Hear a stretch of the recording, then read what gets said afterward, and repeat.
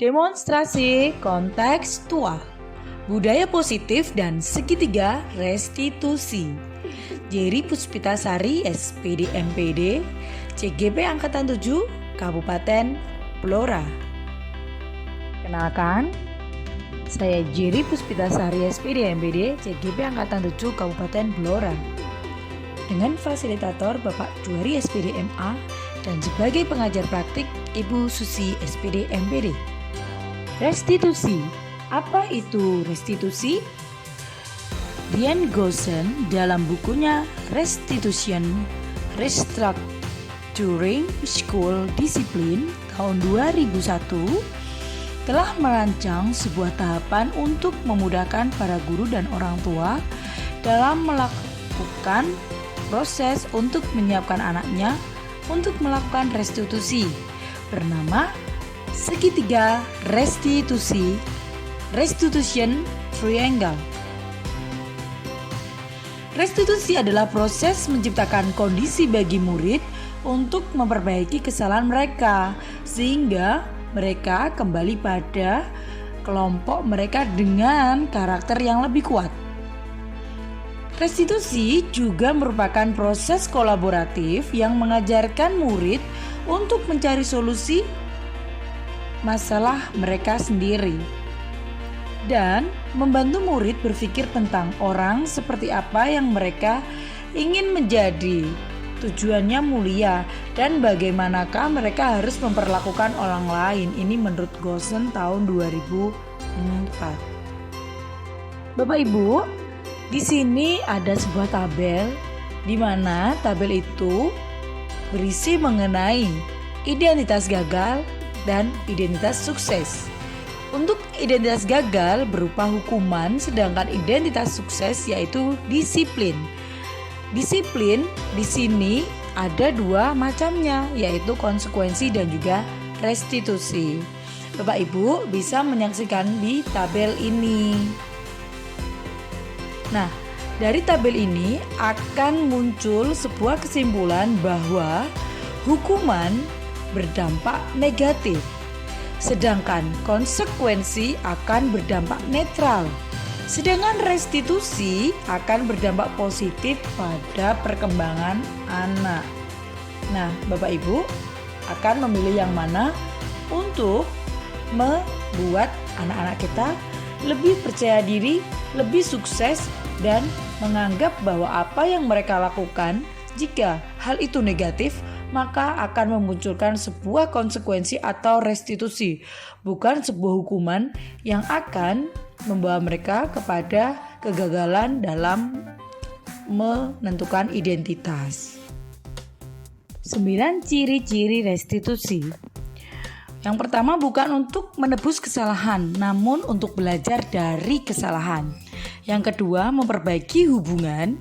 Yang ketiga, tawaran bukan paksaan. Yang keempat, restitusi menuntun untuk melihat ke dalam diri. Ya, istilahnya introspeksi diri lah. Kelima, restitusi mencari kebutuhan dasar yang mendasari sebuah tindakan. Ini bisa disebut dengan motif ya. Kemudian ada restitusi diri, adalah cara yang paling baik. Kemudian yang ketujuh ada restitusi fokus pada karakter, bukan tindakan. Yang kedelapan, restitusi fokus pada solusi. Yang sudah ya sudah, tapi bagaimana ke depannya, itu yang lebih penting Bapak Ibu.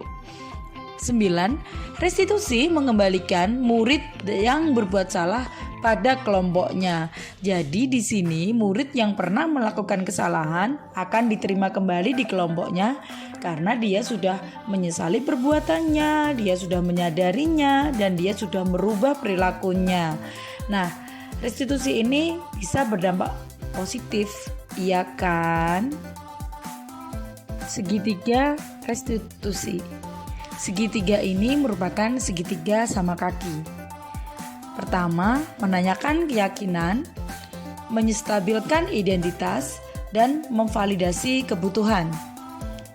Menanyakan keyakinan, nilai-nilai apa yang telah kita sepakati? Biasanya ini sudah ada dalam kesepakatan kelas. Kemudian kamu ingin menjadi orang yang seperti apa? Hal-hal seperti ini yang ditanyakan pada menanyakan keyakinan. Sedangkan untuk menstabilkan identitas, setiap orang pasti pernah melakukan kesalahan. Jadi di sini tidak ada labeling ya. Ketika dia udah salah, maka seterusnya dia akan salah. Bukan seperti itu. Tapi setiap orang yang pernah melakukan kesalahan pasti akan menyadari kesalahannya ketika dia sudah mengetahui bahwa tindakannya tersebut adalah tidak benar atau salah. Kemudian, kamu bukan satu-satunya yang pernah melakukan ini. Jadi, menguatkan anak bahwa hal yang dilakukan yang salah itu sudah pernah dilakukan orang lain dan orang lain itu mampu untuk memperbaikinya. Kemudian, kamu tentu punya alasan mengapa melakukan itu. Apa yang mendasari anak melakukan sebuah tindakan? Kemudian, adakah cara yang lebih efektif untuk mendapatkan apa yang kamu butuhkan? Biasanya dalam validasi kebutuhan, hal-hal inilah yang perlu ditekankan.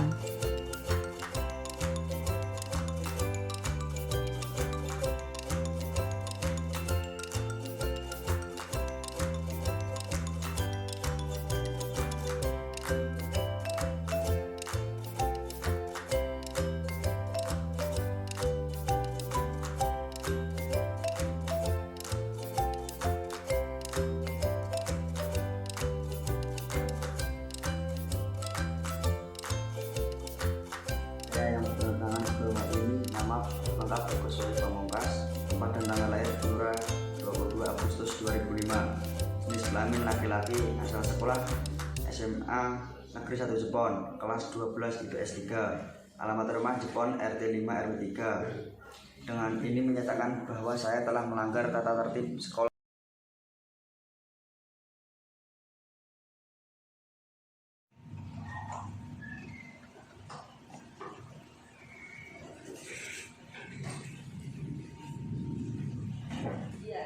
Silakan duduk Mas Erik.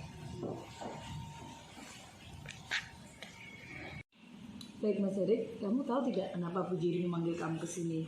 Tahu Bu. Ya, ini terkait dengan kemarin kamu bolos sekolah. Ya. Baik Erik, Bu Jiri mau tanya sebelumnya, kenapa kamu bolos? Karena saya lebih suka bermain di luar sekolah dengan teman-teman saya dari kelas ataupun sekolah lain. Oh, kamu bolos dengan siapa saja di sini?